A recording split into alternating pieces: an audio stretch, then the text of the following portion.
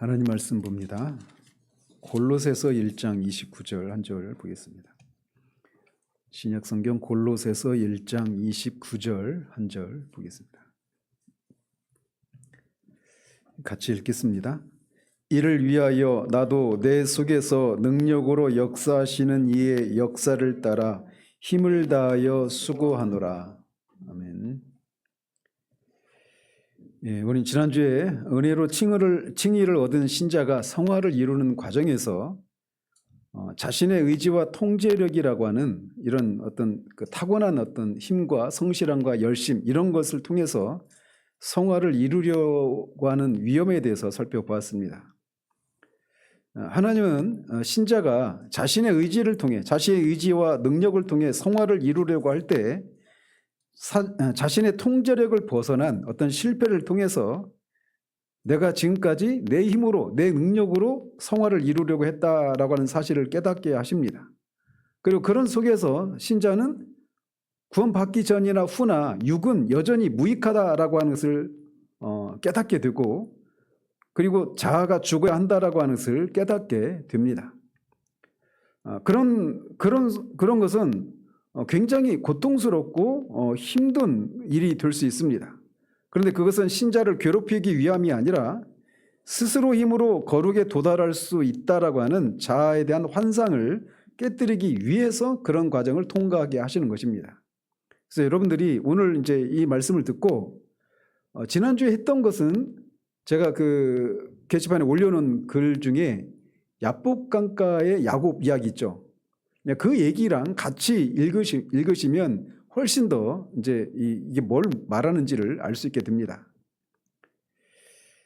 로이드 존스는 신자가 성화의 과정에서 가장 최종적으로 부딪히는 문제가 이 자아의 문제라고 말을 합니다. 우리는 흔히 성화를 이룬다라고 하면 죄를 죽이는 것을 먼저 떠올리죠.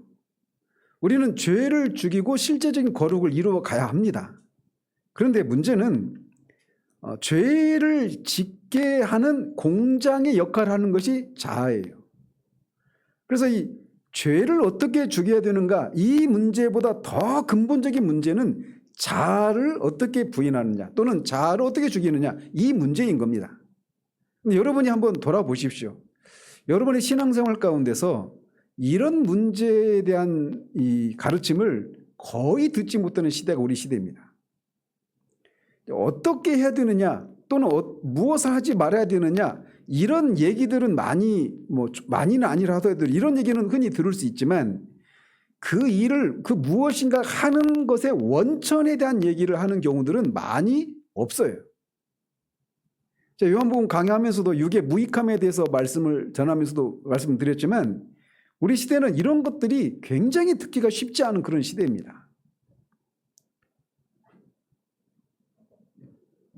그래서 성령 하나님은 신자가 성화를 이루는 과정에서 신자가 통제할 수 없는 상황을 통해 자아가 죽어야 한다라고 하는 것을 직면하게 하셔요.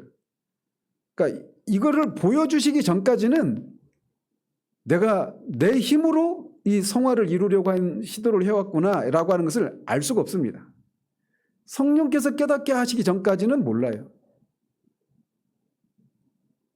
그래서 그런 상황 가운데서 내 힘으로 그 성화를 이루려고 하는 이런 일들, 지난주에는 부모와 자녀 간의 그런 관계를 가지고 말씀을 드렸지만 넓게 보면 그건 다 성화를 이루는 과정 가운데서 벌어지는 구체적인 삶의 정황들이란 말이죠. 그런데 어쨌든 자신이 통제할 수 없는 그런 상황, 그런 실패를 경험하게 하시면서 내가 이 지금까지 삶을 이렇게 내 육신의 힘을 가지고 해왔구나라고 하는 것을 알게 되는 겁니다. 그러면서 그 순간 정말 내가 이것을 내 힘으로 더 이상 할 수가 없는 거구나. 내 힘으로는 성화를 이룰 수가 없는 거구나. 내 힘으로 하는 이 자아에서 나오는 그런 능력과 그런 원천으로는 하나님이 기뻐하시는 삶을 살 수가 없구나. 자녀도 사랑할 수 없고 설교자라면 설교 사역도 감당할 수 없고 목회를 할 수가 없구나. 우리 그런 것을 뼈저리게 느끼게 됩니다. 그래서 그런 상황을 직면하게 하시는데 정상적인 상황이라면 그런 상황에서 신자가 취해야 할 길은 자신은 할 수 없으니 성령님 도와주십시오라고 도움을 구하면서 믿음으로 순종하게 되면 성령의 능력을 통해서 자신으로서는 가능하지 못했던 삶을 살게 되는 일이 일어나게 되는 겁니다.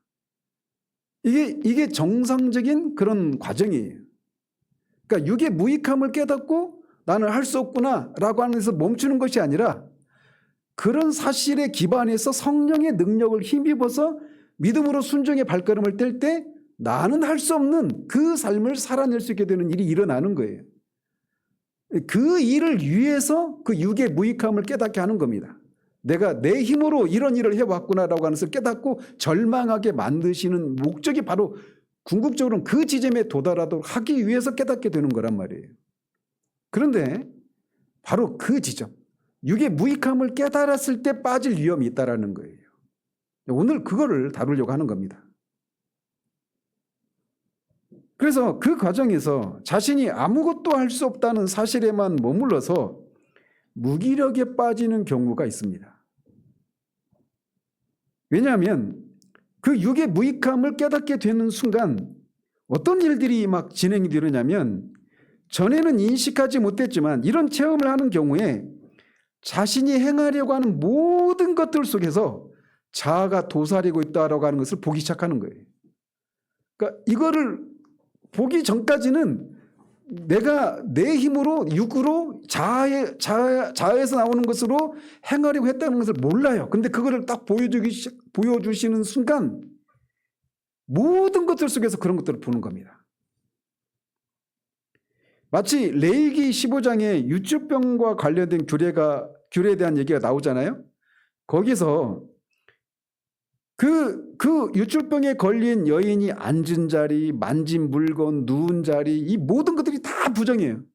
그런 것처럼 내가 행하려고 하는 모든 것들 속에 자아가 도사리고 있는 것을 보게 되는 거예요. 그러니까 내가 뭔가 하면 다 그게 부정한 것이 되어버리는 겁니다. 그러니까 아무것도 할 수가 없게 되는 거예요. 내 존재 자체가 부정의 근원이라는 사실을 뼈저리게 느끼기 시작합니다.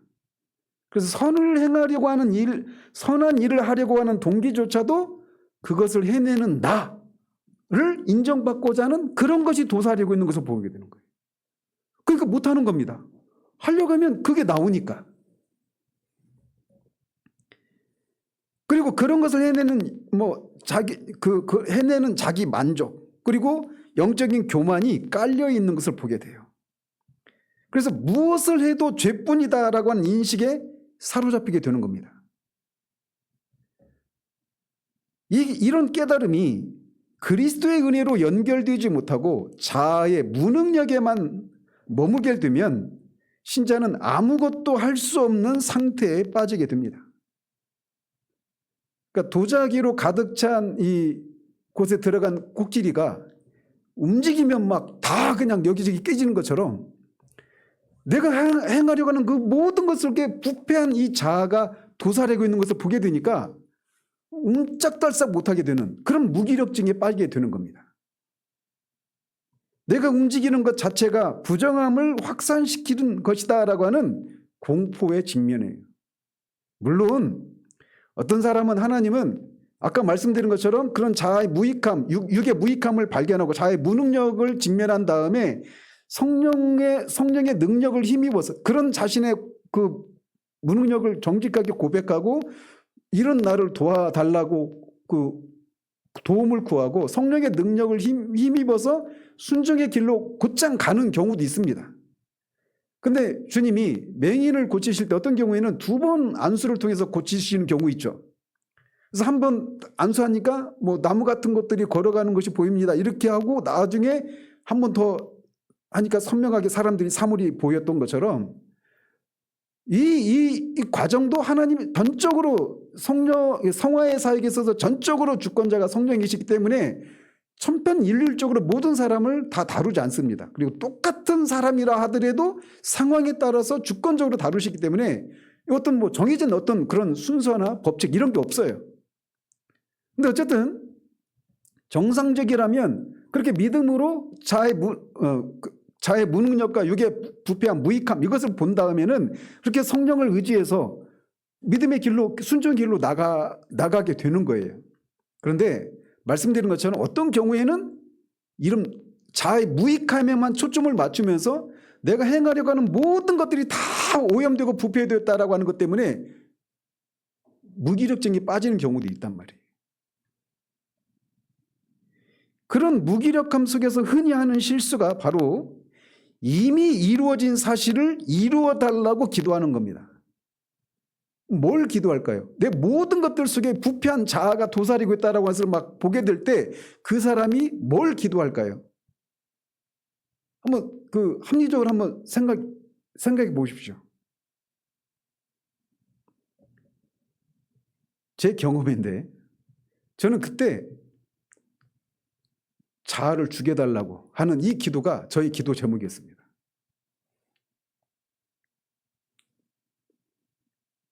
제가 이번 주에 이 설교하면서 아내한테는 얘기했지만 같이 사니까 제가 항상 스포를 할 수밖에 없어요.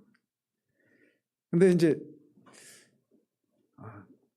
저는 오늘 하려고 하는 이 얘기를 저는 10년이 넘는 세월 동안에 막 여기 치고 저기 막 그런 막 좌충우돌 하면서 시행착오를 겪으면서 도달했거든요. 근데 여러분은 그렇게 안 해도 돼요.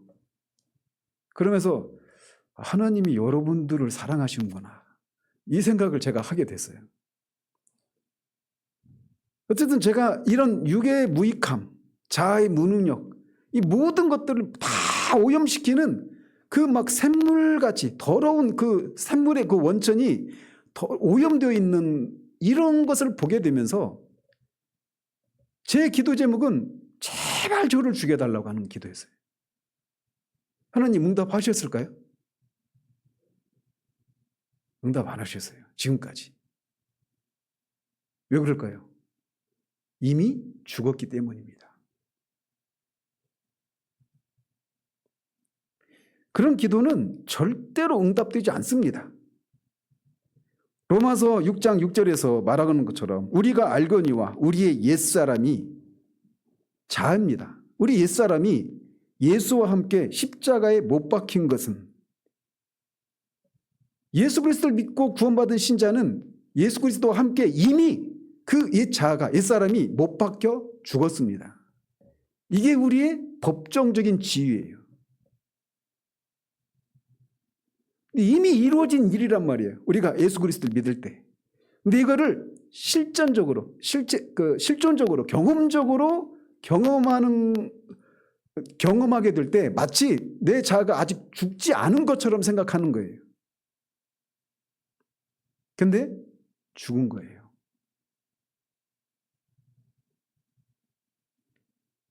우리 옛사람, 즉 자아가 이미 그리스도와 함께 십자가에서 죽었다고 말합니다.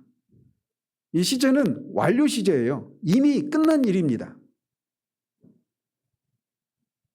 그래서 자아를 죽여달라고 애쓰는 것은 여전히 죽어야 할 나에게 집중하고 있는 겁니다. 그리고 이것은 이미 단번에 이루신 그리스도의 사역을 신뢰하지 못하는 결과일 수 있습니다. 그래서 죽은 자가 죽여달라고 비는 것이 아니라 자신이 죽었음을 믿음으로 여기고 산 자로 반응을 해야 되는 겁니다. 그래서 로마서 6장 11절에 죄에 대하여는 죽은 자요 그리스도 예수 안에서 하나님께 대하여는 살아있는 자로 여길지어다라고 말합니다.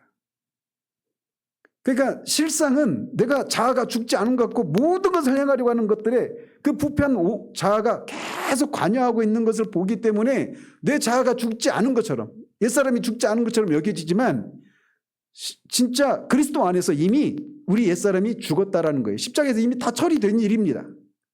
그리고 이것을 믿어야 되는 거예요. 믿음으로 그 믿음 위에서 그 무엇인가를 해야 되는 겁니다. 그러니까 제가 이런 것과 관련해서 워치만니 책을 얼마나 많이 읽었는지 몰라요. 자아가 죽을 때 이 책은 제가 10번 이상은 읽었을 거예요. 그리고 그때도 기억이 생생합니다. 어느 시점에 그 책을 읽기 전에 하나님 앞에 기도하면서 하나님, 제가 이런 류의 책들을 얼마나 많이 읽었는지 모르겠고 이 책만 해도 거의 10번 가까이 지금 읽고 있는 때인데 제발 자아를 죽여달라고. 어디서 답을 찾았냐? 누구에게서 답을 찾았냐면 로이드 존스에서 찾았어요. 그리고 어디냐? 아까 말씀드린 것처럼 로마서 6장 6절, 로마서 6장 11절입니다. 모든 판단의 근거는 말씀입니다. 말씀이 우리 옛사람이 그리스도와 함께 십자가에서 못 박혔다라고 말하면 못 박힌 거예요. 그리고 우리가 이미 죄에 대해서 죽은 자예요. 여전히 죄의 영향을 받고 있지만 우리가 죄가 더 이상 우리를 지배할 수 있는 권리가 없어요. 우리가 죄에 대해서 죽었기 때문에. 언제? 예수를 믿을 때.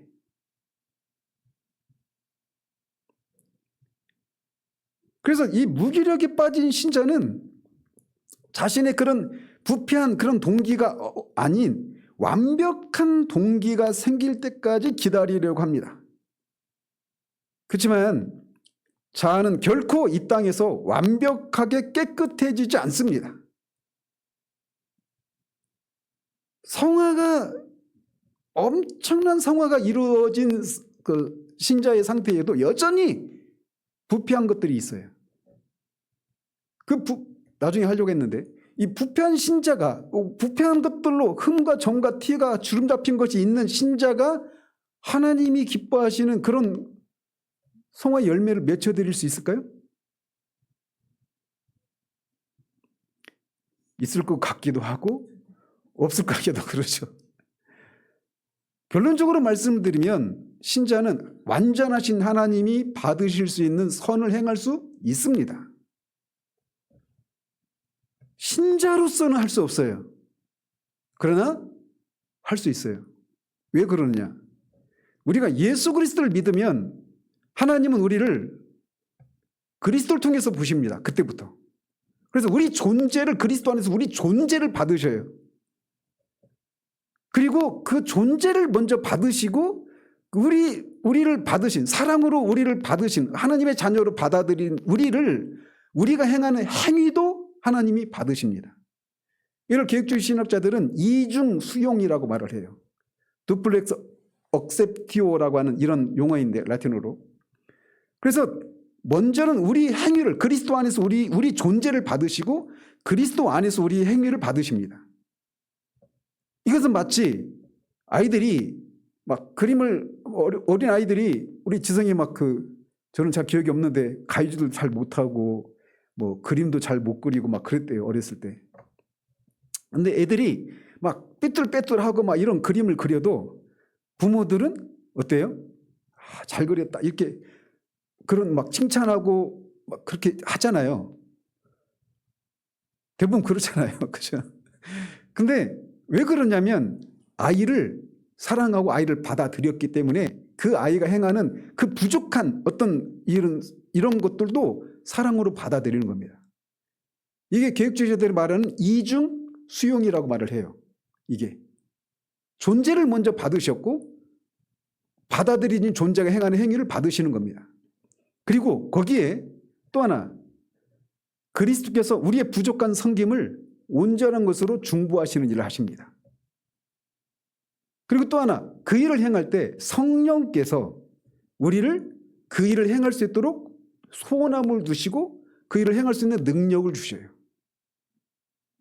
그래서 이 성삼위 하나님이 우리가 선을 행하는데 모두 관여하시는 겁니다. 그래서 그런 선을 행하는 우리 자신이 부패하고 오염되어 있는 것들이 있고 부족한 것이 분명히 있어요. 완전할 수가 없어요. 깨끗한 물이, 아무리 깨끗한 물이 수원지에서 흘러가도 그 통과하는 관이 부패하고 오염되어 있으면 섞일 수밖에 없잖아요. 그런 것처럼 그 부패한 관이 신자란 말이에요.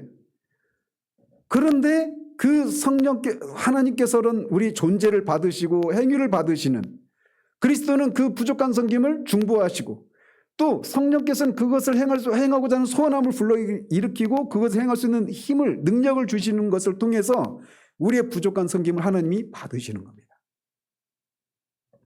그래서 신자는 하나님을 위한 삶을 살 수 있는 거예요.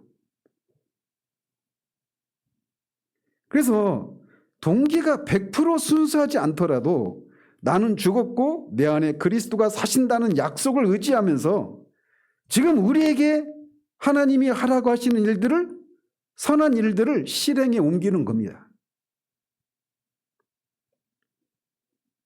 우리가 나의 무익함을 인정하면서 발을 뗄 때 성령께서는 그 불완전한 순종을 사용하셔서 우리 안에 성령의 능력이 흐르게 하십니다. 그때 비로소 정말 내 힘이 아니구나 라고 하는 건강한 항복이 일어납니다. 그래서 내 자아의 오염, 부정이 하나님의 일을 망칠까 봐 두려워서 아무것도 안 하는 것은 내 부정함만 주목하고 있는 겁니다. 그리고 그 내 부정함이 하나님의 거룩보다 더 힘이 세다고 믿는 그런 교만일 수도 있는 거예요. 해결책은 내가 무엇을 하든 내 뿌리가 부정하다는 인식에 머물지 말고 내 안에 사시는 그리스도의 생명은 결코 오염되지 않는다는 사실에 집중해야 합니다. 그래서 내가 행동하는 것이 아니라 내 안에 그리스도께서 행하시도록 우리를 내어드리는 거예요. 어쨌든 이렇게 자아의 이 부패함과 육의 무익함을 발견했을 때 사람들이 빠지기 쉬운 첫 번째 위험은 자아를 죽여달라고 하는 이런 잘못된 강구를 하는 대로 가면서 무기력증에 빠지는 겁니다. 또 하나는 부패한 자아의 그런 부패한 자아를 발견하고 육의 무익함을 발견하는 사람이 빠지기 쉬운 또 다른 위험은 정적주의 내지는 수동주의 신앙으로 향하는 위험입니다. 즉 나는 아무것도 할 수 없으니 하나님이 하실 때까지 가만히 있겠다는 그런 태도들입니다. 했던 얘기예요.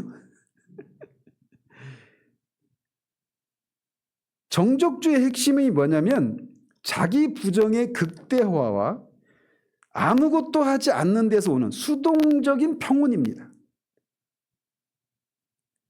그러니까 아무것도 하지 않는 것에서 오는 평온. 이게 정적주의의 핵심이에요. 그래서 정적주의의 대표적인 인물들이 있는데 미겔 데 몰리노스라고 하는 사람이 있어요. 그리고 한국에서도 많이 알려져 있는 대표적인 분이 잔느 기용입니다. 잔느 기용. 그 다음에 프랑스와 페넬롱. 잔느 기용 책도 제가 한 4-5권 정도 읽어갖고 프랑스와 페넬롱도 온전한 사랑인가? 책 제목이 기억 안 나네. 그 책도 우리나라에 번역되어 있습니다. 그래서 이제 이런 세 인물이 이제 중요한데 그들의 주장을 간략하게만 살펴보면 이렇습니다. 먼저 미겔 데 몰리노스라고 하는 사람인데 이분이 정적주의의 체계를 세운 인물입니다. 뭘 주장했느냐? 영혼이 하나님과 연합하기 위해서는 인간의 모든 의지, 사유, 행동을 중단해야 한다고 봤습니다. 그는 아무것도 하지 않는 기도를 강조했고 영혼의 완전한 정지를 주장했습니다. 그러니까 아무것도 하면 안 돼요. 생각도 하지 말아야 되고 행동도 하지 말아야 됩니다. 아마 정적주의의 가장 대표적인 인물은 잔느 기용입니다. 잔느 기용. 그녀는 순수한 사랑을 강조했습니다. 막 그 구체적인 내용들을 말씀드리면 길어지니까 간략하게만 말씀드리는 겁니다. 그녀가 주장했던 건 뭐냐면 자아가 완전히 소멸되어서 하나님께 흡수되는 상태를 지향했습니다. 그래서 예를 들어 그리스도의 책 제목이 지금 기억이 안 나네. 아무튼 그 영혼의 폭포수라는 책에서 그런 주장을 했어요. 그래서 샘에서 이제 물이 퐁퐁 쏟아 올랐잖아요. 근데 물이 시내로 흘러가죠. 그래서 시냇물이 되죠. 시냇물이 더 흐르면 강물이 되죠. 강물이 흘러서 바다로 들어서 바닷물이 되죠. 그래서 이 샘에서 흘러나왔던 이 샘물이 바다로 들어가서는 샘물도 아닌 것이 시냇물도 아닌 것이 강물도 아닌 것이 그냥 바닷물이 되죠. 구분이 안 되잖아요. 그러니까 최초의 그 샘물과 바닷물이 구분이 안 되고 하나가 되어버리는 거잖아요. 그런 것처럼 자아가 그리스도에게 완전히 흡수되어서 사라지는 거. 이거를 최고의 이 상태로, 성화의 상태로 생각하고 거기에 도달하기 위해서 정적주의를 추구했던 겁니다. 아무것도 하지 않는 거. 그래서 그 상태에서는 인간의 도덕적인 노력이나 의지적인 결단조차 방해가 된다고 봤어요. 그래서 성경을 읽을 때도 그냥 성경 한 구절 딱 펴놓고 그거를 계속 그 한 구절만 계속 묵상하는 겁니다. 그래서 결국은 생각이 없어지는 상태까지. 기도도 마찬가지고. 말을 하면 안 돼요. 이제 그래서 이런 눈치 빠른 분들은 이것이 결국 현대 어디로 갔냐면 관상기도 이런 데로 이어지는 거예요.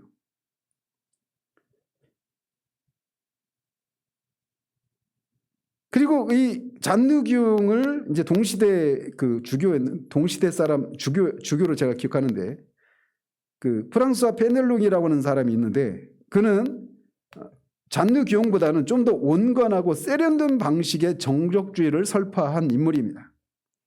그래서 그는 보상을 바라지 않는 순수한 사랑을 강조하면서 자기를 완전히 잊어버리는 무관심의 상태를 최고의 영성으로 꼽았어요. 그러니까 뭐 주님이 나를 지옥에 데려가시든 천국에 데려가시든 뭐 그런 것조차 관심이 없는 겁니다. 나에 대해서, 나의 어떤 상태에 대해서 완전히 무관심해지는 상태. 거기에 이르기 위한 수단이 뭐냐? 정적주의를 취했던 거예요. 그래서 이 세 사람의 공통점이 뭐냐면 영혼의 수동성입니다. 수동성. 제가 에베소서 강의하면서 6장 강의하면서도 말씀드렸죠. 영적인 그런 전투, 영적인 싸움에 있어서 가장 위험한 것 중에 하나가 뭐냐면 수동성이라고 말씀드렸어요. 수동성, 인간이 생각도 멈추고 의지도 멈추고 모든 것들을 멈춰버릴 때 절대적인 수동 상태에 있을 때 그때 귀신이 들어올 수 있습니다. 그때. 그래서 그들은 인간이 스스로 무엇을 하려고 하는 모든 노력은 하나님이 일하시는 것을 방해하는 자아의 교만이라고 보았습니다. 그래서 자아가 완전히 죽어서 아무것도 아닌 상태가 될 때 하나님이 그 빈자리를 채우신다라고 하는 논리를 펼쳤습니다. 천국의 보상이나 지옥의 형벌조차 상관하지 않는 오로지 하나님만을 향한 무구한 사랑의 상태를 추구했어요.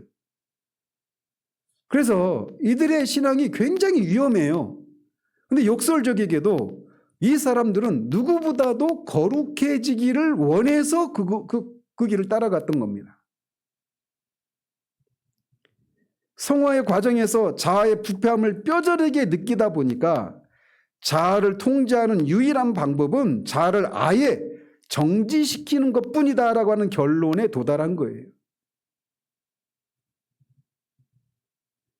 개혁주의 신학은 자아의 무익함을 인정합니다. 그러면서도 정적주의의 이 수동성을 비성경적인 위험으로 간주합니다. 그래서 이런 것을 따르면 기도가 많은 말이 없어요. 여러분이 이제 침묵으로 기도하면 다 정적주의다 이렇게 가면 안 되지만, 그러니까 생각을 멈춰야 되니까. 개혁주의는 구원은 전적인 하나님의 주권이지만 단독 사역이지만 성화는 성령의 도우심 아래 신자가 적극적으로 반응하는 과정으로 봅니다.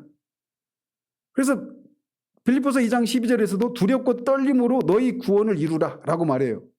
구원을 이룰 주체가 누굽니까? 우리입니다. 우리가 우리의 의지를 발휘해야 되는 거예요. 성령의 인도하심 우리가 우리의 의지를 발휘해서 순종해야 되는 거예요. 물론 그 앞에 너희 안에 계신 이는 하나님이시니 너희에게 소원함을 두고 행하신다 해서 그 무엇인가를 하고자 하는 소원함을 불러 일으키시고 우리의 의지를 새롭게 하셔서 순종함으로 성화가 이루어진단 말이에요. 그러니까 성화를 이루는 과정 가운데 우리가 신자의 개입이 있는 거예요. 그래서 인간의 의지적인 결단과 분투를 촉구하고 있습니다. 그런데 정적주의는 성령의 인도만을 기다리면서 인간의 책임을 방기하는 거예요. 성경이 말하는 자아 부정은 자라는 존재 자체가 없어지는 것이 아니라 타락한 본성이 죽고 그리스도 안에서 새로운 인격으로 회복되는 겁니다. 그래서 정적주의는 자아를 삭제하려고 해요. 그런 반면 개혁주의는 하나님이 주신 인격과 의지를 사용해서 하나님을 영원하게 하는 회복을 강조합니다. 그래서 지난주에 말씀드린 것처럼 바빙크가 했던 그 유명한 명제 있죠. 은혜는 자연을 파괴하지 않고 회복한다. 그 자연이라고 하는 게 우리 인간의 의지, 개성, 기질 이 모든 것들 다 포함되는 거예요. 이거를 파괴하는 게 아닙니다. 정적주의는 그걸 파괴하려고 하는 거예요. 근데 개혁주의는 이거를 파괴하는 것이 아니라 회복하는 겁니다. 요약하자면 정적주의는 성화의 동력을 나의 죽음에서만 찾으려고 합니다. 내가 죽어야 하나님이 하신다. 이런 개념인 거죠.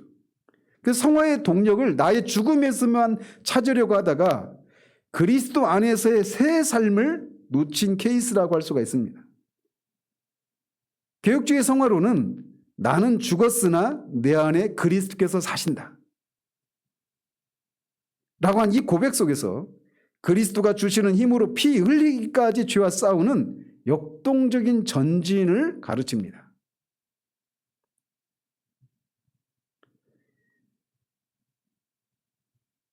이렇게 개혁주의는 칭의, 구원은 하나님의 단독 사역이지만 성화는 성령의 주도하에 신자가 은혜의 방편을 사용해서 적극적으로 순종하는 협력적인 과정으로 봅니다. 그런데 귀용비유 이런 잔류기용 같은 경우에 이 정적주의는 성화조차 칭의는 전적으로 하나님께서 전적으로 하시는 일이잖아요. 근데 성화조차 그렇게 본단 말이죠. 그래서 신자의 도덕적인 책임과 분투를 약화시킵니다. 개혁주의는 타락한 옛자아는 죽여야 하지만 하나님이 창조하신 인격적인 자아는 그리스도 안에서 회복되고 고양되어야 한다고 가르칩니다. 반면 잔류기용은 자아의 존재 자체를 부정적인 것으로 보아서 소멸시키려고 합니다. 그래서 이것은 인격적인 그런 관계가 아니라 인격적인 관계로서의 신앙보다는 어떤 흡수, 그 신비적인 흡수에 가까운 거예요. 제가 칼케돈도 말씀드렸죠. 그리스도 인격 안에 신성과 인성이 혼합되거나 변화되거나 분할되거나 분리되지 않고 연합을 이루고 있다. 그러니까 이거는 신자 안에 성령의 내주에 대한 원형이라고 그랬죠. 신자의 인격과 성령이 혼합되지 않아요. 잔류기용은 정적주의는 이걸 혼합을 꾀하는 겁니다. 개혁주의는 말씀 선포나 성례, 공적인 예배를 통해 성화가 이루어진다고 강조합니다. 그런데 정적주의는 철저히 개인적이고 내면적이에요. 그래서 외적인 계시, 즉 성경의 객관적인 해석보다도 내적 조명을 지나치게 강조하게 되면서 주관주의적인 신비주의로 빠져요. 그런데 아까도 말씀드렸지만 이 잔류경이나 이런 정적주의라고 불리던 이분들은 어떻게 하면 더 거룩해질까? 이런 소망에서 어떻게 하면 더 주님과 그런 친밀한 교제를 나눌 수 있을까? 이런 거룩한 소망에서 잘못된 길을 간 거예요. 그래서 이런 위험에 빠지는 사람들은 아이러니하게도 어쨌든 그런 어떤 성화, 더 온전한 순종과 주님과의 막힘이 없는 더 온전한 사랑의 교제를 누리고자 하는 사람들이 빠지는 위험이기도 합니다. 아이러니하게도. 정적주의적인 기도는 직접적인 연합을 추구하는 경향이 있습니다. 그래서 우리와 하나님 사이의 유일한 중보자이신 예수 그리스도의 대속 사역과 제사장적 사역에 대한 지속적인 의존이 희미해질 수 있어요. 그러니까 곧장 하나님의 임재 안에 들어가는 걸 꾀하는 거죠. 그러니까 하나님과 우리 사이의 중보자이신 예수 그리스도가 그렇게 중요한 존재가 아니게 될 수 있습니다. 하나님께 직접 나아가려고 하는 시도는 종종 그리스도의 중보를 건너뛰는 위험을 초래합니다. 그래서 이런 잔느기용의 이런 정적주의나 잔느기용으로 대표되는 이 정적주의의 흐름을 따라서 신비주의가 나오는 것이 또 정적주의도 이전에 있던 신비주의자들의 영향을 받기도 해요. 서로 영향을 주고받는 거죠. 그리고 잔느기용 이후에 토마스 머튼이랄지 리처드 포스터랄지 헨리 나우엔이랄지 이런 분들이 다 그런 쪽으로 가는 겁니다. 여러분들 제가 이런 언급해 드린 거 저는 막 이분들 책 읽고 막 기도하고 죽여달라고 하고 이들이 꾀했던 이런 것들을 추구하고 이런 과정을 거치면서 지금 제가 말씀드리는 거예요. 그러니까 여러분은 이런 걸 읽을 필요 없습니다. 그냥 뭐가 참된 것인가 이거 알고 그걸 누리면 돼요. 얼마나 좋아요. 그죠? 그래서 하나님이 여러분을 사랑하신다고요. 자, 이렇게 육의 무익함과 자아의 부패함을 발견한 사람이 빠지기 쉬운 두 번째 위험인 정적주의였어요. 이거는 아까 말씀드린 것처럼 그런 여러 가지 측면에서 잘못됐단 말이에요. 또 하나의 위험이 있는데 그게 뭐냐면 캐직사경회, 캐직운동이라고 대표되는 수동주의 위험입니다. 근데 캐직도 정적주의와 맞닿아 있어요. 그래서 넓은 의미에서는 수동주의, 정적주의도 수동주의죠. 그죠? 영혼의 수동성을 추구하잖아요. 영혼이 아무것도 뭔가 하려고 하고 생각도 안 하려고 하고 의지도 결단도 하지 않고 행동도 하지 않으려고 한단 말이에요. 그런 면에서는 캐직운동도 정적주의와 괴를 같이 하는 수동주의입니다. 그런데 이제 운동이 따로 있기 때문에 이렇게 구별해서 말씀을 드리는데 어쨌든 그래서 이 캐직운동에 관여된 사람들도 다 잔느기용 언급해요. 그래서 초기 캐직운동을 이끌었던 인물들은 성화의 비결을 자아의 포기와 그리스도께 맡김에서 찾았습니다. 그래서 캐직운동의 대표적인 문구가 있는데 뭐냐면 영어로 let go and let God입니다. 이게 뭐냐면 자신을 놓아버리고 하나님께 하시게 하라. 그냥 간단하게 하나님이 하시게 하라 이렇게 말합니다. 캐직운동의 대표적인 문구는 그 구호는 하나님이 하시게 하라예요.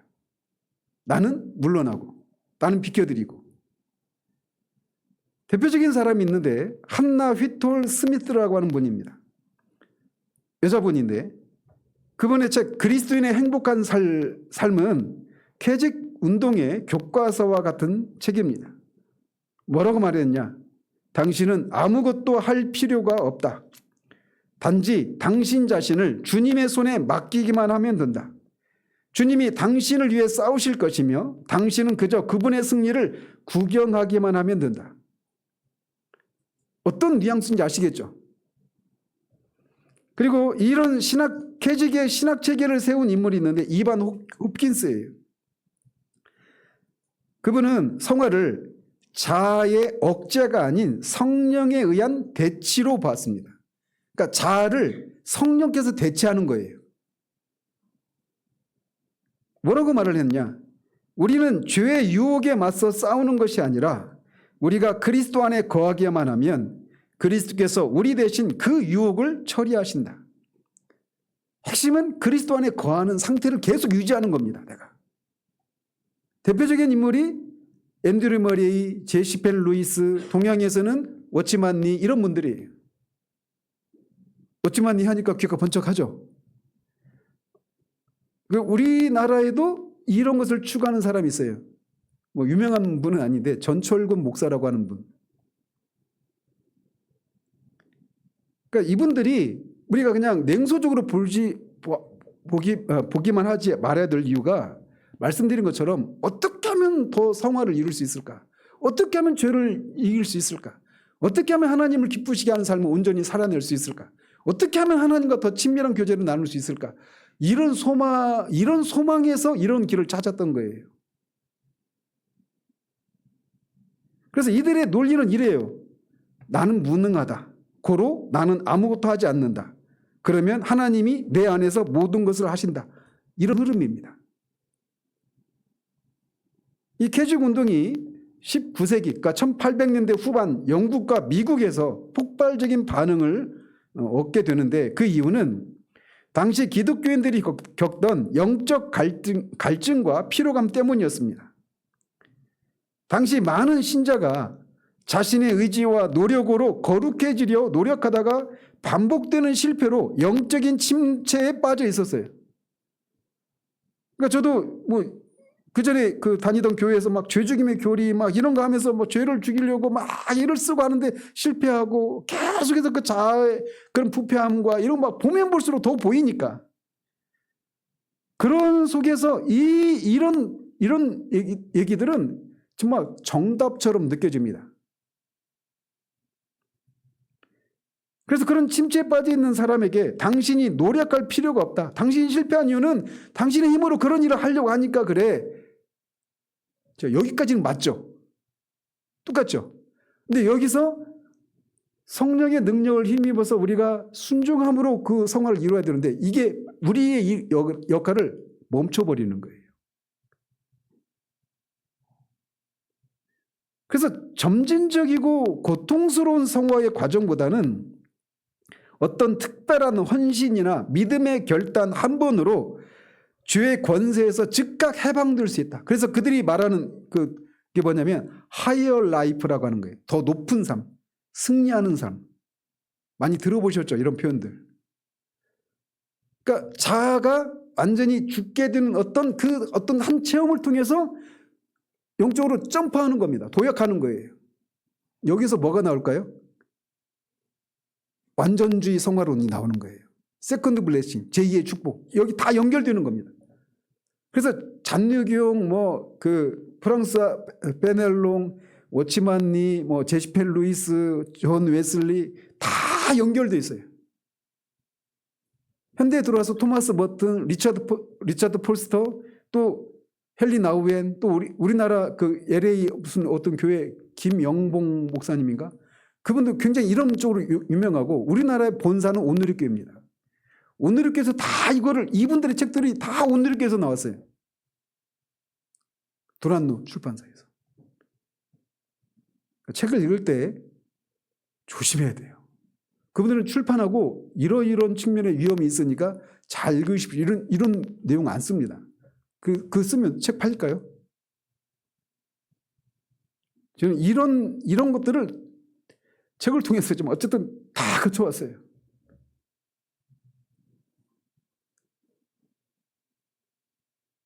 워치만니도 그런 체험을 통해서 육적 그리스도인이 혼적 그리스도인, 혼적 그리스도인이 영적 그리스도인이 되는 어떤 그런 체험에 대한 얘기를 합니다. 오순절 성령 운동 이전에 일어난 일이에요. 개죽 운동이. 그래서 성령의 충만함과 능력을 강조하던 시대적인 흐름 속에서 성령의 압도적인 역사를 강조하다 보니까 인간의 기질이나 의지의 역할이 상대적으로 무시되는 결과를 초래했던 겁니다. 개혁주의 신학자들은 캐죽 운동의 위험성을 날카롭게 지적했습니다. 영국에서는 존 라일, 미국에서는 벤자민 어필드, 이분들이 동시대 사람들인데 어떻게 그들의 수동주의를 비판을 했느냐? 성경은 신자에게 죄와 싸우되 피 흘리기까지 싸우라고 말하죠. 그 싸울 주체가 누구예요? 우리입니다. 어떻게 싸워요? 의지를 발휘하는 겁니다. 그리고 성화를 영적 전쟁으로 묘사해요. 그래서 개혁주의는 캐직은 let go, let got이라고 그랬잖아요. 나를 지나가게 하고 하나님이 하시게 하라. 이게 캐직의 구호란 말이에요. 개혁주의는 trust God and God going이에요. 즉 하나님을 신뢰하면서 전진하라는 겁니다. 주체가 누구예요? 우리가 포함되어 있죠. 그죠? 또 성령의 사역에 대한 이해도 이들과 다릅니다. 개혁주의는 성령이 인간의 의지를 대체하는 것이 아니라 인간의 의지를 회복하고 사용하신다고 봅니다. 즉 개직은 내가 비켜나야 성령이 일하신다는 이런 입장이라면, 개혁주의는 성령이 일하시기에 내가 비로소 힘써 일할 수 있다, 이런 개념이에요. 그러니까 너희 안에 있는 이는 하나님이시니 너희 안에 소나움을 두고 행하시니까 어떻게 해요? 두렵고 떨림으로 너희 구원을 이루라. 성령께서 그 소나움을 불러일으키니까 우리가 두렵고 떨림으로 순종하면 그 일을 할 수 있는 거예요. 캐직파는 어떤 그런 극적인 체험을 통해서 죄의 본성이 억제되어서 죄를 짓지 않는 상태에 도달할 수 있다고 가르칩니다. 그래서 그 체험을 육적 그리스도인이 영적 그리스도인이 되는 체험이다라고 말하기도 하고, 제2의 축복이라고 부르기도 합니다. 그리고 그 체험을 하면 죄를 이길 수 있다, 완전한 성화에 이를 수 있다. 이 완전주의 성화, 여기서 나오는 겁니다. 다 연결되어 있는 거예요. 그렇지만 개혁주의는 신자가 죽는 날까지 죄의 본성과 싸워야 하고 성화는 평생에 걸친 점진적인 과정임을 강조합니다. 그래서 개혁주의적인 관점에서 참된 성화는 우리 자아가 소멸되는 것이 아니라 성령 안에서 우리 자아가 새롭게 활성화되는 거예요. 그래서 오늘 본문에서 있는 것처럼 사도 바울이 고백하듯이 내 속에서 능력으로 역사하는 이의 역사를 따라, 즉 성령의 역사를 따라 내가 힘을 다하여 수고한다라고 말합니다. 이게 성경이 말하는 참된 성화예요. 내가 힘을 다해서 수고하기만 하면 율법주의죠. 그런데 내 안에서 역사하시는 이의 역사를 따라, 능력 주시는 성령의 능력 주심을 따라서 우리가 순종함으로 성화를 이루어가는 겁니다. 너희 안에서 행하시는 이는 하나님이시니 너희에게 소원을 두고 행하게 하신다라고 말합니다. 즉 하나님이 우리 안에서 일하시기 때문에 우리는 더욱 힘써 행할 근거를 얻는 거예요. 따라서 하나님의 주권은 인간의 게으름을 정당화하는 이유가 아니라 우리가 실패를 두려워하지 않고 다시 성화를 이루는 강력한 동력이 됩니다. 그래서 지난주에 말씀드린 그런 구체적인 사례를 가지고 얘기한다면, 그런 자녀의 관계 속에서 자아의 무익함을 깨달은 부모가 취해야 할 태도는 행동하지 않는 것이 아니라 의존적인 행동인 겁니다. 그래서 우리 힘으로는 자녀를 변화시킬 수 없음을 인정하되 우리 안에 거하시는 그리스도의 생명을 의지해서 오늘도 자녀의 허물을 덮어주고 필요한 훈계를 지속하는 겁니다. 그리고 이때 수고는 과거에 자기 의에서 나온 수고와 달리 겸손과 평안이 동반된 순종이 되는 겁니다. 그래서 성화의 과정에서 우리가 죽여야 할 것은 내가 주인이 되어서 결과를 통제하려고 하는 자아이지 하나님이 맡기신 각자의 소명과 책임까지 방기하는 게 아니에요. 그래서 진정으로 자아가 죽은 사람은 하나님의 때를 기다리면서 아무것도 안 하는 사람이 아니라 하나님의 은혜를 힘입어서 오늘도 변함없이 생기는 가장 능동적인 사랑이 되는 사람입니다. 나는 할 수 없지만 내게 주시는 분의 능력을 힘입어서 하는 거예요. 그래서 이 수동주의와 정적주의의 이 위험을, 그런 주장을 가르치면서 그들이 많이 예를 드는 성경의 그런 사건이 있어요. 그러니까 나는 가만히 있고 하나님이 하시는 것을 보는 방식, 이게 정적주의나 수동주의가 취하는 방식이잖아요. 이거를 나타내는 구속사적인 사건이 있죠. 이스라엘 백성 가운데 나타난. 뭐가 있을까요? 홍해를 건널 때 사건입니다. 그래서 그들이 이 정족주의나 수동주의를, 캐직이나 수동주의를 가르치는 사람들이 많이 예를 드는 게 홍해를 앞둔 이스라엘 백성들을 향해서 하나님이 하신 말씀. 그래서 뒤에서는 애국 군대가 쫓아오는데 앞에 홍해가 가로막혀 있습니다. 절체절명의 위기죠. 근데 그때 이스라엘 백성들이 할 수 있는 것이 무엇이었어요?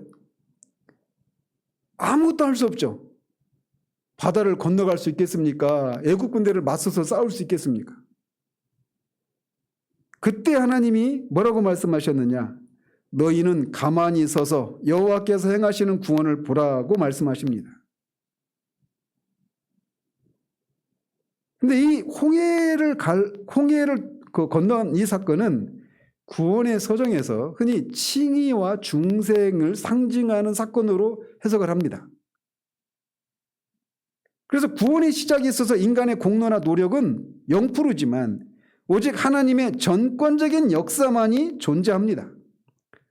그래서 이 캐직이나 정족주의 사람들은 우리가 그 성언을 이루고 성화를 이루는 데 있어서 내가 할 수가 없으니 자아의 무익함과 육의 무익함과 자아의 무능력을 보고 내가 할 수 없다라고 하는 걸 자각했잖아요. 그때 그들은 홍해 사건처럼 하나님이 하시는 것을 나는 그냥 가만히 보는 겁니다. 그런 입장을 취해야 된다라고 말하는 거예요. 그런데 그런 사례를 성화의 과정을 이 홍해를 건넌 사건과 대비해서 설명하면 안 돼요. 아까 말씀드린 것처럼 홍해는 우리는 아무것도 할 수 없고 전적으로 하나님의 주권적인 은혜를 상징하는 은혜의 사건인 칭의나 중생을 가리키는 구속사적인 사건이에요. 물론 그것도 100% 정확하게 매치시키는 방식으로는 또 위험합니다. 이거는 예언이고 그림자이잖아요. 그림자와 실체는 완전히 똑같이 매치되는 건 아니죠. 여러분이 그림자가 이렇게 비춰져도 여러분이 입고 있는 색깔을 보여줍니까? 눈의 색깔을 보여줍니까? 모양은 보여주지만 실체를 온전히 드러내지는 못하잖아요. 그림자와 실체는 그런 관계예요. 그러니까 구약에 있는 어떤 구속사적인 사건들 이런 것들을 구원의 서정과 100% 일치시키려고 하면 위험에 빠지는 겁니다. 지나가면서 말씀드리면 그 성화 칭의 유불론자들 있죠.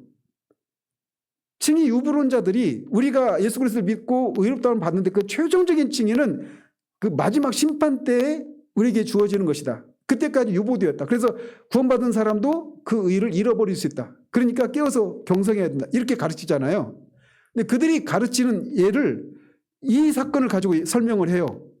홍해가 칭의를 중생을 상징하는 사건이라고 했잖아요. 근데 홍해를 건넌 이스라엘 백성들이 다 가나안 땅에 들어간 건 아니죠. 가나안 입성은 천국 입성입니다. 그래서 그들은 그렇게 홍해를 건넌 사람도 칭의를 상징하는 홍해를 건넌 이스라엘 백성이 다 가나안 땅에 들어가지 못한 건 아니지 않느냐. 그래서 칭의가 구원을 잃어버릴 수 있다 이렇게 해석해요. 그래서 문자적으로 적용을 하니까 그렇게 해석을 하는 거예요. 그때 문제가 되는 게 한 인물이 있어요. 누굴까요? 홍해를 건넜지만 가나안에 들어가지 못한, 그럼에도 불구하고 분명히 천국에 갔을 사람. 모세죠. 모세는 지옥에 간 거예요. 그들 논리에 따르면. 구원을 잃어버린 인물이 되는 거예요. 그러니까 그림자와 실체를 100% 정확하게 일치시켜서 해석을 하려고 하면 그런 무리한 해석이 나오는 거예요. 그건 염두에 두시고요. 어쨌든 성화를 이루는 일에 있어서 그거를 예표해주는 구속사적인 사건은 홍해를 건넌 사건이 아니라 요단강을 건넌 사건이에요.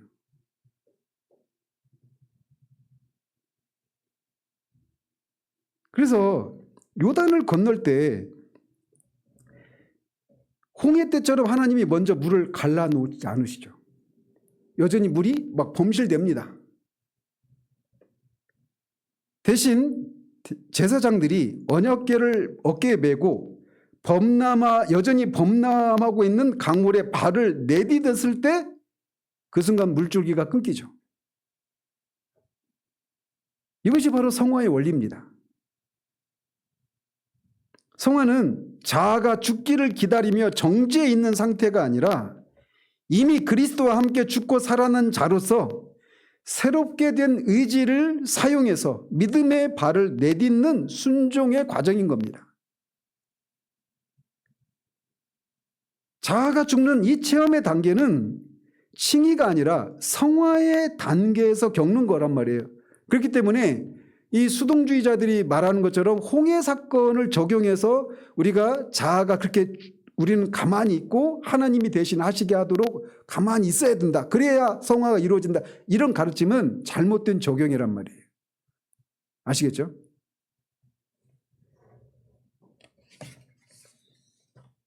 우리는 많이 씨름을 합니다. 내가 할 수 없는 것을 인식했어요. 그러면 우리는 어떻게 해요? 그렇게 할 수 있도록 능력 주시기를 구하죠. 그러면서 능력 주시기를 구하면서 아무것도 안 하는 겁니다. 그래서 하나님과 우리 사이에 씨름이 벌어져요. 줄다리기를 하는 겁니다. 우리는 하나님이 능력을 주셔야 내가 가죠. 하나님은 이미 너에게 능력 줬으니까 믿음으로 걸어가라 하고 그 둘 사이에서 씨름하는 겁니다. 우리는 요단강 앞에 서 있는 이스라엘 백성들의 이 상황을 적용해야 되는 거예요. 성화의 과정 가운데서는. 이미 하나님이 홍해를 건너게 하셨던 그 하나님이 너희들이 믿음으로 순종하면 그 능력이 나타날 것이니 그렇게 하라는 겁니다. 근데 우리는 어때요? 홍해 때처럼 이 물을 말려주셔야 우리가 건너가죠. 이렇게 하면서 기다리는 거예요. 아마 그렇게 했으면 이스라엘 백성들 지금도 요단강 건너편에 계속 있었을 거예요. 마찬가지예요. 지난주에 말씀드린 그런 상황도 마찬가지입니다. 물이 갈라진다. 이거 뭐 자녀가 변한다. 또는 내가 그렇게 할 수 있는 어떤 사랑이 내 가운데 있게 된다. 이렇게 적용할 수 있겠죠? 그러니까 그런 일이 있을 때까지 기다리면 안 된다는 겁니다. 설교자도 마찬가지예요. 설교자도 아무리 말씀을 막 열심을 내서 준비하고 전해도 성령께서 역사하시지 않으면 아무런 일도 일어나지 않습니다. 그러니까 극단적으로 그 성령의 역사하심이 일어날 때까지 아무것도 안 하거나 아무런 준비도 없이 그런 일이 일어나기만을 기다리는, 이거 다 양극단이에요. 뭐예요? 다 부모와 자녀와의 관계도 마찬가지고 설교자의 이 설교 행위도 마찬가지고 뭐가 빠져 있어요? 계속 믿음으로 믿음으로 우리 의지를 발휘하는, 이게 없는 거예요. 그것도 넓은 의미에서는 수동주의입니다. 정적주의예요. 바른 방식은 뭐예요? 설교를 가지고 얘기하면 설교자는 열심히 말씀을 연구하고 논리적인 그런 설교문을 작성하고 그 열심을 내서 전하는 일들을 해야 되는 겁니다. 그렇게 해도 성령께서 역사하지 않으면 아무런 일이 안 일어나요. 근데 그런 순종을 통해서 사용하셔서 역사하신단 말이에요. 근데 우리는 그런 일이 있어야, 요단강 물이 갈라져야, 뒤로 물러가야 발을 뗄 수 있다. 자녀가 변해야, 내 안에 그런 사랑이 넘쳐나야 할 수 있다. 이건 아니라는 거죠. 과거에 그렇게 하셨던 하나님을 믿고 나한테 요구하시는 것을 두렵지만 믿음의 발걸음을 떼는 거예요. 요단강에 넘치는 물에 발을 내디딜 때 그때 능력이 나타나는 겁니다.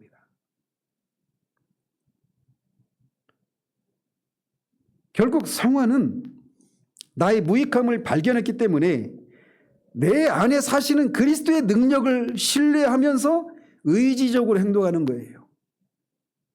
그전에는 나의 무익함을 발견하지 못한 채 머리로는 내가 성령의 능력을 힘입어서 한다고 했던 건데 실상은 그게 아니었던 것을 보게 하셔서 비로소 진짜 나의 무익함을, 육의 무익함을, 자아의 부패함을 보게 되었단 말이에요. 근데 그 보게 하신 것은 처음에도 말씀드린 것처럼 그러니까 너는 아무것도 할 수 없으니까 할 수 있을 때까지 기다려, 이게 아니라는 거예요.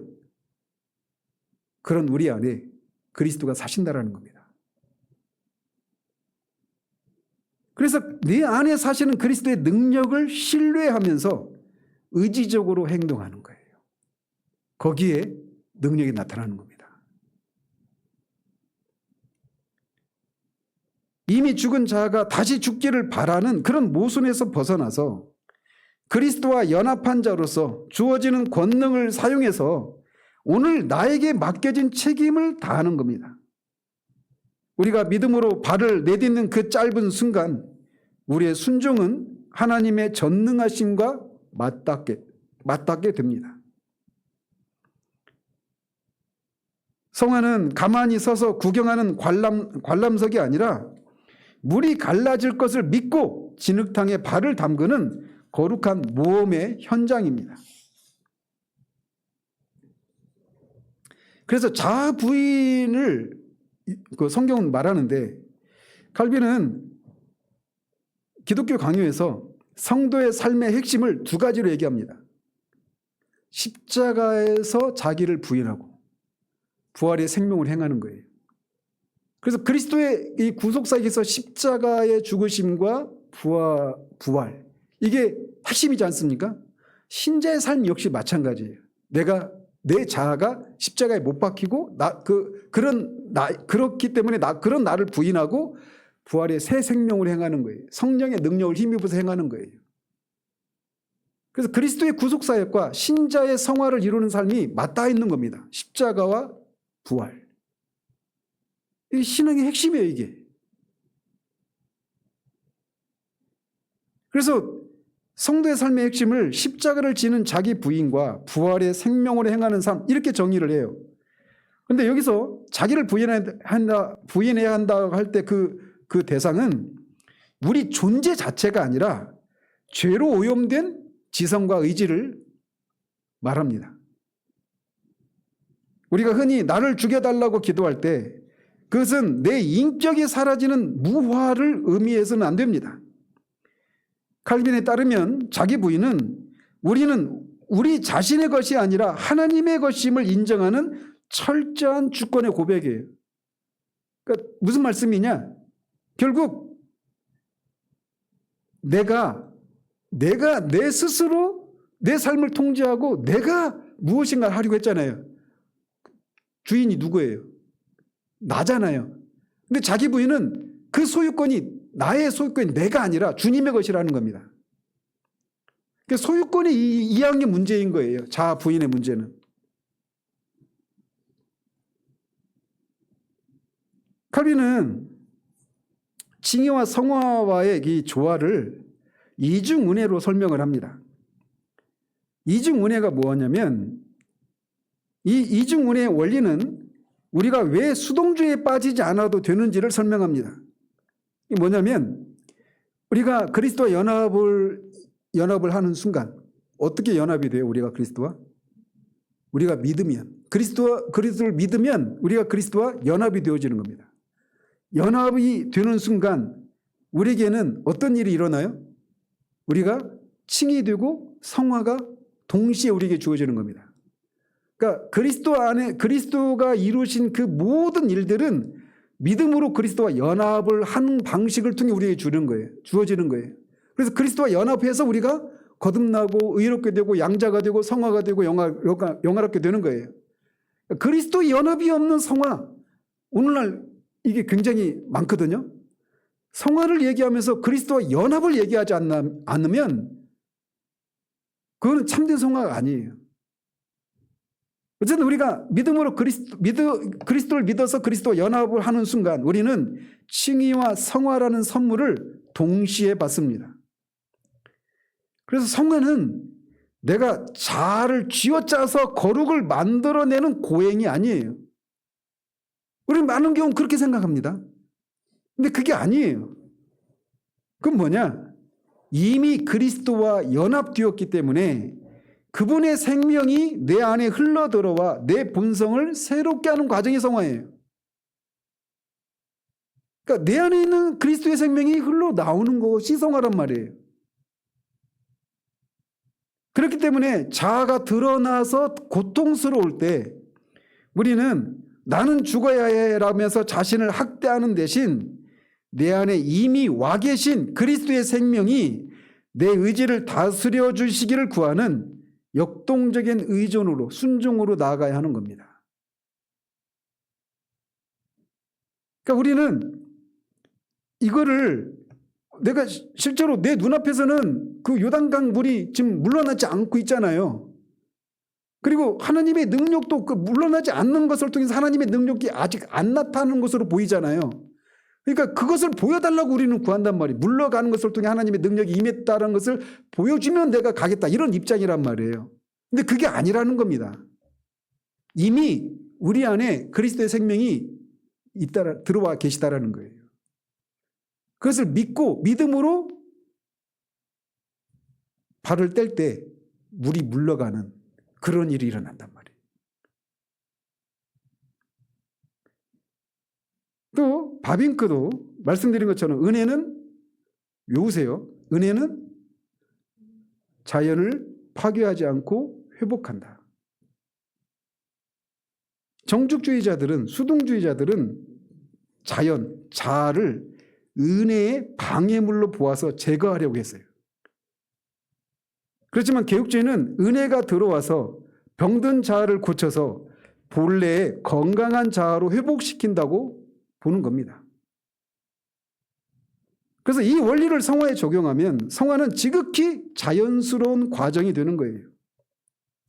성령은 우리를 로봇처럼 조종하시는 것이 아니라 우리의 지성을 설득하시고 의지를 새롭게 하십니다. 그래서 신자는 억지로 율법을 지키는 것이 아니라 중생한 인격 안에서 하나님을 사랑하는 마음으로 자발적이고 자연스럽게 순종의 길을 걷게 되는 겁니다. 그래서 이거를 좀 이해를 돕기 위해서 몇 가지 예화를 들어서 설명드리면 한 4가지 정도 예화가 있는데, 뭐냐면 야생마와 길들여진 말에 비유할 수 있습니다, 이 성화를. 그래서 잘못된 자아부인, 수동주의나 정적주의, 이거는 야생마를 말로서의 힘을 아예 잃어버리고 바닥에 쓰러져 움직이지 못하게 만드는 것을 추구합니다.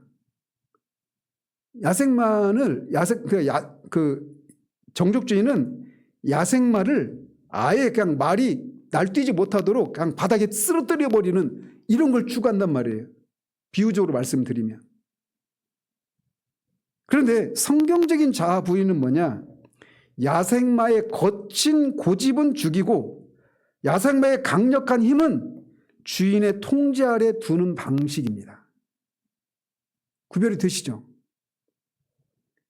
그래서 하나님은 여러분의 개성과 능력을 없애고 싶어 하시는 것이 아니다. 다만 그 힘이 자기 고집이라는 엉뚱한 방향으로 쓰이지 않도록 하나님의 손에 길들여진 상태로 만드시는 것이다. 길들여진 말은 전보다 더 역동적으로 달릴 수 있다 라는 겁니다. 어느 김상복 목사님이라고 제가 알고 있는데 기질대로 쓰시는 하나님이라는 책도 있었어요. 제가 읽어보진 않았는데 제목이 뭘 말하는지는 알겠어요. 그러니까 우리가 자아가 이 육의 무익함과 자아의 무능력을 발견했을 때 이 자아가 문제라는 것을 발견하면 자아를 죽이고 수동적인 상태로 있게 되면 그 사람의 고유한 어떤 기질이나 특징 이런 게 안 나타나게 돼요.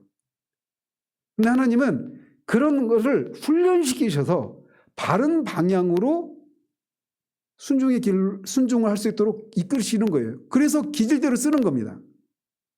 그러니까 우리가 똑같은 사람이 되는 게 아니에요. 제가 언제 한번 말씀드렸죠. 어떤 교회 목사님과 부목사님들이 설교 스타일도 똑같고 기도 스타일도 똑같고 하나님을 부르는 호칭도 똑같고 다 똑같아. 제가 몇십 년 만에 한번 들어갔더니 똑같이 부목사 담임 목사님이 똑같이 설교하더라고. 그거는 지금 뭔가 길을 잃어버리고 있는 거예요. 하나님은 그 사람의 독특한 고유한 그 자아를 성령의 그런 정화 과정을 통해서 새롭게 하셔서 그 사람으로 사용하시는 거예요. 내가 다른 사람이 되는 게 아닙니다. 또 성화를 고장난 악기를 가지고도 설명을 할 수 있어요. 정적주의나 수동주의 잘못된 자아 부인은 이런 겁니다. 악기가 고장이 났어요. 그리고 소리가 이상해요. 그럼 어떻게 합니까? 그들의 입장에 따르면 줄을 다 끊어버리는 겁니다. 근데 성경적인 자기 부인은 연주자가, 즉 성령께서 고장난 악기 자아를 가져다가 음정을 다시 맞추고 조율해서 그 악기 고유의 아름다운 소리가 나게 하도록 합니다. 이게 성경적인 자아 부인이에요. 던져주는 메시지는 뭐냐? 성화는 여러분이라는 악기를 부수는 과정이 아니다. 죄로 인해 뒤틀린 음정을 성령의 손길로 다시 맞추는 과정이다. 조율이 잘 된 악기는 연주자의 손길에 따라 가장 자연스럽고 아름다운 음악을 연주하게 된다. 점점 더 분명해지죠. 또 포도나무의 수액과 가지를 가지고도 설명할 수 있습니다. 잘못된 자기 부인은 가지가 열매를 맺기 위해서 아무것도 하지 않고 죽어 있겠다고 선언하는 겁니다. 그러니까 나는 포도나무에 너는 가지니라고 하면서 가지가 포도나무에 붙어 있으면 열매를 따라서 열매를 많이 맺는다고 하잖아요. 근데 그거를 그냥 가만히 붙어 있는 것으로 생각하는 거예요. 앤드류 머레이나 이 캐직파들이 다 그렇게 얘기합니다. 그런데 성경적인 자기 부인은 뭐냐? 가지가 자기 힘으로 열매를 맺으려는 교만을 버리고 뿌리인 그리스도로부터 오는 수액을 받아들여서 자기 통로를 통해 열매를 밀어내는 겁니다. 말하고자 하는 메시지는 뭐냐? 가지는 가만히 있지 않는다. 수액을 부지런히 끌어올려서 잎을 내고 열매를 맺는 활동을 한다. 다만 그 에너지는 자기 것이 아니라 뿌리에서 온 것이다. 이것이 가장 자연스러운 성화의 모습이다. 로이드 존스 이거 설명하면서 가지의 이 나무 안에서 벌어지는 가지가 수액을 끌어올릴 때 그 힘과 그 에너지와 그 소란스러움과 활기참 이런 것들을 막 설명하거든요. 가만히 있는 게 아닙니다. 가지가 그 수액을 끌어들이기 위해서 막 힘을 쓰는 거예요. 근데 그 수액은 그리스도예요. 내가 사라지는 게 아니란 말이에요. 또 마지막으로 장갑과 손과의 관계를 가지고도 이 성화를 설명할 수 있습니다. 잘못된 자아 부인은 이런 겁니다. 장갑이 스스로 움직이려 하거나 이건 뭐예요? 장갑이 스스로 움직이려고 하는 거. 이거는 성화에서 말하면 어떤 잘못된 성화 어떤 방식일까 이게? 스스로 움직이려고 하는 거니까 율법주의죠. 그죠? 그러니까 장갑이 스스로 움직이려 하는 율법주의 혹은 손이 들어오지 않았는데도 가만히만 있는 것. 이게 수동주의예요.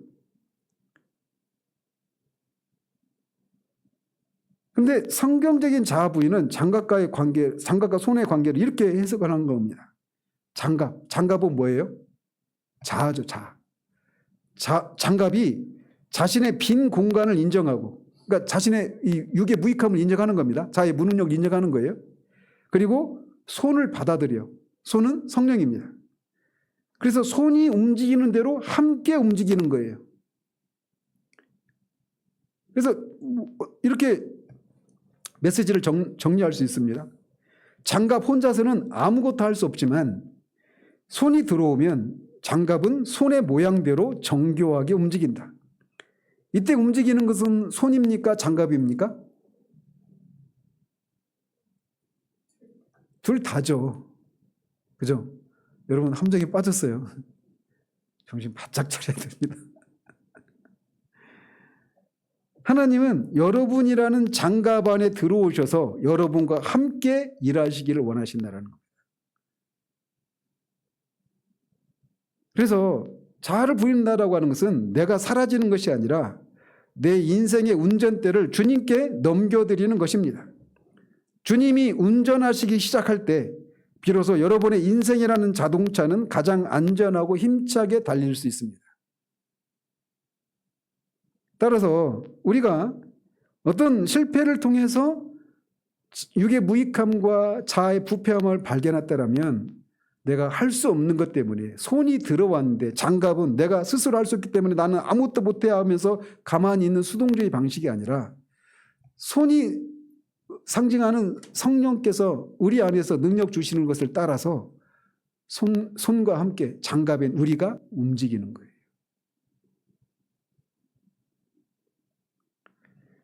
그래서 우리가 우리가 세웠던 그런 계획이 무너지고 또는 지난주에 말씀드렸던 것처럼 어떤 자녀의 실패 때문에 자베르처럼 스스로를 정죄하면서 어둠 속으로 숨어서는 안 됩니다.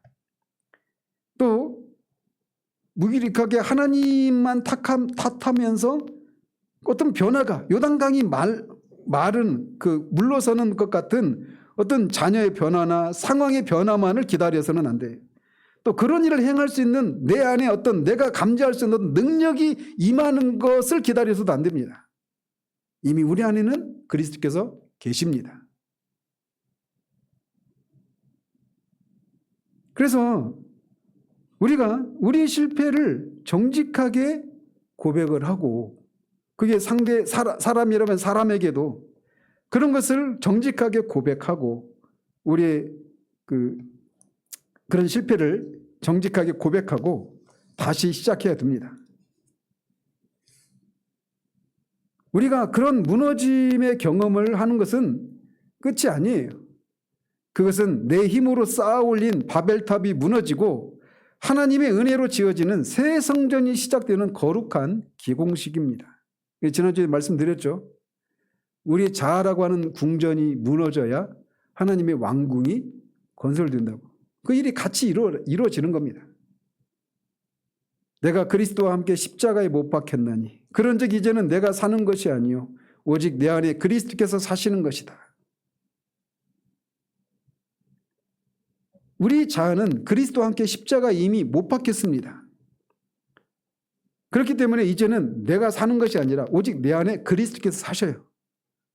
그래서 내가 이제 그러니까 그리스도가 사시도록 나를 비켜드리는 게 아니라 그 다음 이어지는 말씀이 뭐예요? 그런즉 이제 내가 육체 가운데 행하는 것은 누가 행해요? 내가 행하는 겁니다. 나를 사랑하사 나를 위하여 자기 자신을 버리신 하나님 아들을 믿는 믿음으로 행하는 것이다. 이미 우리 안에 그리스도가 계십니다. 그래서 그 순서가 이래요. 성령께서 항상 성화의 주체는 성령이십니다. 성령께서 우리로 하여금 어떤 자기 힘으로 성화를 이루고 있었다는 것을 실패를 통해서 보게 하셔요. 근데 그때 성령께서 그 사실을 깨닫게 하시고 육의 무익함을 자아의 무능력을 발견하게 한 다음에 우리를 주저앉히는 것이 아니라 또 그 상황에서 진짜 그 성원을 이루고 싶은 그런 소망을 불러일으키는 겁니다. 근데 내 안에는 아직 요단강이 물러나 있어요? 물러나지 않았어요? 아직 안 물러났어요. 그런데 그 상황에서 그렇게 하도록 그런 선을 행할 수 있도록 소원함을 주시는 그 성령의 소원함을 쫓아서 두렵지만 믿음으로 발걸음을 떼면 우리 안에 이미 그리스도가 계시다라고 하는 것이 나타나는 거예요. 그러면 그 일을 행한 것은 납니까? 성령이십니까?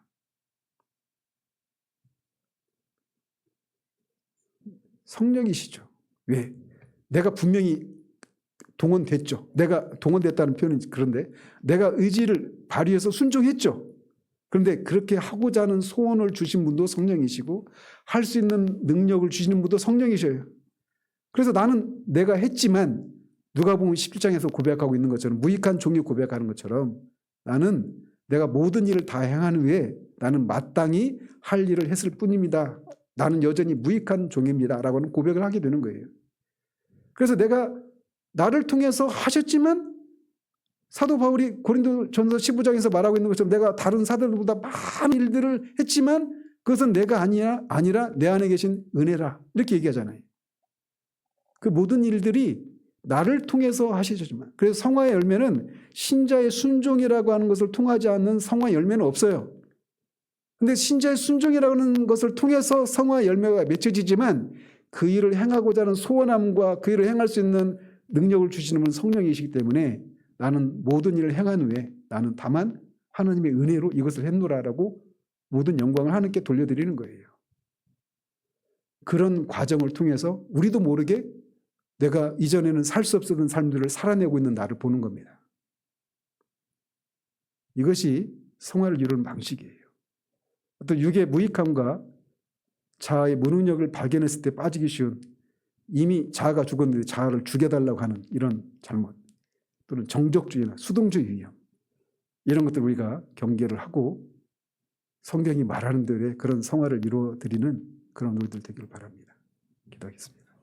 하나님 아버지, 성령께서 우리가 통제할 수 없는 삶의 상황을, 실패를 통해서 내가 지금까지 머리로는 성령의 능력을 힘입어서 행했다고 했지만 사실은 여전히 그 일을 행하고 있는 이 자아에서, 자아의 능력과 내 의지와 이런 열심으로 그런 일들을 해왔다라고 하는 것을 발견했을 때 우리는 발걸음을 멈출 수밖에 없음을 봅니다. 내가 무엇인가를 하려고 할 때마다 그전에는 발견하지 못했던 부패한 자아가 모든 것들 속에, 선한 일들 속에도 다 도사리고 있는 것들을 볼 때 우리는 아무것도 할 수 없다라고 하는 이 자아 문제가 해결되지 않으면, 이 자아가 죽거나 또는 자아가 아무것도 하지 않아야만 비로소 선을 이룰 수 있다는 정적주의나 수동주의 위험에 빠지기 쉽다라고 하는 사실들을 오늘 우리가 살펴봤습니다. 하나님, 그러나 그렇게 육의 무익함과 자아의 무능력을 발견했을 때 우리가 해야 될 것은 우리가 할 수 없음을 정직하게 고백하면서, 그러면서도 성령께서 주시는 소망을 쫓아 믿음으로 순종을 행할 때 이미 우리 안에 계신 그리스도의 생명이 나타나서 우리로서는 할 수 없는 것을 하고 있는 우리를 발견하게 된다라고 하는 이 진리를 우리가 실제적으로 알고 누리는 우리들 되기를 원합니다.